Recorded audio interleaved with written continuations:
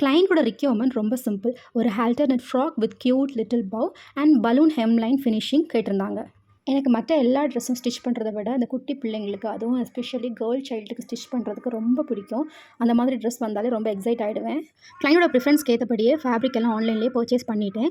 தென் பேட்டர்ன்லாம் confirm பண்ணிவிட்டு எல்லாமே main fabric lining எல்லாமே செப்பரேட்டாக கட் பண்ணி எடுத்து ரெடி பண்ணி வச்சுக்கிட்டேன். ஃபர்ஸ்ட்டு காலருக்கு பேக்கில் பட்டனும் அதை ஃபாலோ பண்ணி ஒரு key hole and then zipper attach பண்ணுறது தான் பிளான். ஸோ அதுக்காக தனித்தனியாக லைனிங்கையும் மெயின் ஃபேப்ரிக்கும் இந்த மாதிரி அட்டாச் பண்ணி எடுத்து அதுக்கு பிறகு சிப்பரை கன்சீல் பண்ணி ஸ்டிச் பண்ணிட்டேன். அப்போ எதுவுமே வெளியே தெரியாது, எந்த போக்கிங் எதுவுமே இல்லாமல் எல்லாமே கன்சீல் ஃபினிஷ் தான் அதில் கொடுத்துருக்குறேன்.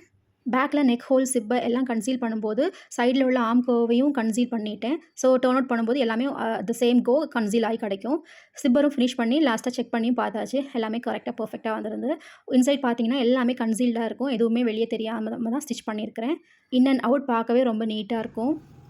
தென் ஃப்ரண்ட்டில் ஒரு பவுமே ரெடி பண்ணி அதையுமே அட்டாச் பண்ணியாச்சு. அட்டாச் பண்ணி எல்லாமே செக் பண்ணி ரொம்பவே நீட்டாக டர்ன் அவுட் ஆகிருந்து. ஹெம்லைனும் பலூன் ஹெம்லைன் ஃபினிஷ் கொடுத்துருக்குறேன். அதுவுமே எதுவுமே வெளியே தெரியாமல் எல்லாமே கன்சீல் பண்ணி ஸ்டிச் பண்ணியிருக்கிறேன். நான் நினச்ச மாதிரி ஃப்ராக்கும் நல்லா டர்ன் அவுட் ஆகிருந்து. நெக்ஸ்ட் வீடியோவில் சிப்பர் எப்படி கன்சீல் பண்ணலான்னு சொல்கிறேன். தேங்க்யூ.